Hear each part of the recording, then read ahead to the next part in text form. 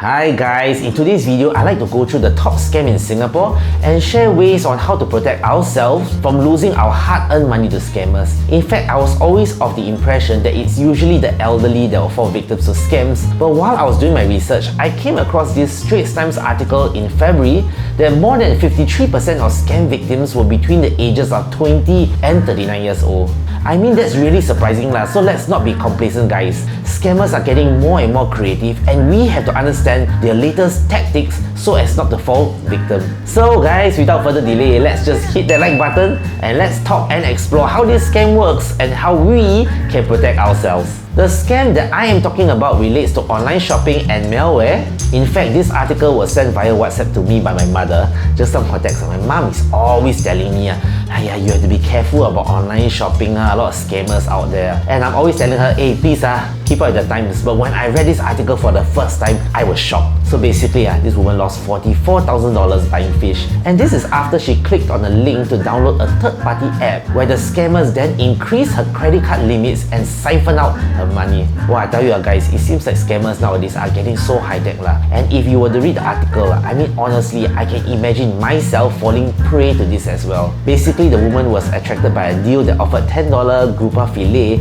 with free shipping, and so she contacted the seller on Facebook. The seller texted and instructed her to download a third-party app called Grab and Go via her phone. The app then prompted her to make a $5 payment via PayNow as a deposit. Long story short, she followed the instructions and did not notice anything was wrong until she felt that her phone was heating up, and it was only 3 days later when she realized that she was left with only a few dollars in her bank account. In fact, OCBC has done a very good job in summarizing the different ways that we can accidentally download malware without even knowing. The first is suspicious downloads through social media or messaging platforms where victims are sent a URL to download a file containing malware. The second could be via a call from a fake friend.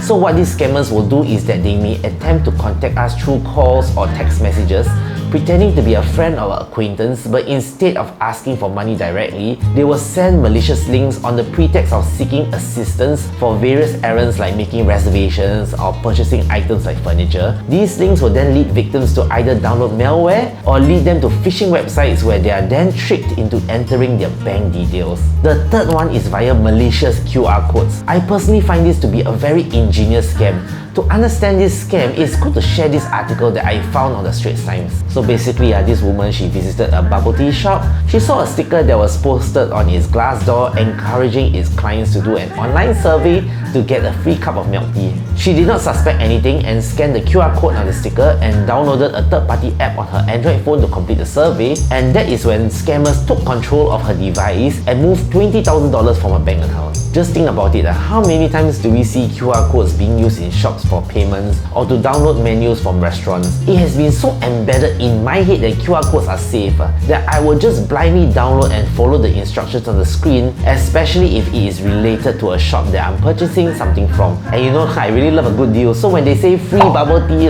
free fries, I might just allocate some time to earn that freebie as well. Anyway, once we click download, that is where our phone gets infected with these malwares that give scammers control over it, and they can then access our login details, send SMS OTPs, which they can then use to drain all our money. Interestingly, after my mom shared this article with me, I received this email from DBS with tips on how to secure our DBS banking account, which I feel can be applied across any bank service in Singapore. In order to prevent being scammed, we should always ensure that we have downloaded the latest version of our banking apps. The DBS banking app will now send us an alert through a pop-up message if it detects any suspicious activities when we launch it. And I'm very sure that other banks also have such measures in place. So now I've ensured that my bank apps are always kept up to date. And I think after knowing about such scams, I will definitely be more careful when someone sends me a link to download any third-party apps. So let's say that we suspect that our phone is compromised. If that is the case, immediately put your phone to airplane mode. This is to prevent scammers from accessing our phones. The next step is to go through our list of installed apps and look for anything suspicious. Basically, any apps not downloaded from an official app store, apps that we do not recognize or do not recall downloading, suspicious apps with generic names, misspellings, or unauthorized app store icons must be deleted from our phone. For me, I'm damn kiasu lah. I think that if I were to suspect that my phone is compromised, I will definitely do a factory reset. In fact, you know that there are 5 stages of an e-commerce scam. This graph is taken from Scam Alert and I find it to be so useful. Let's go through each step briefly.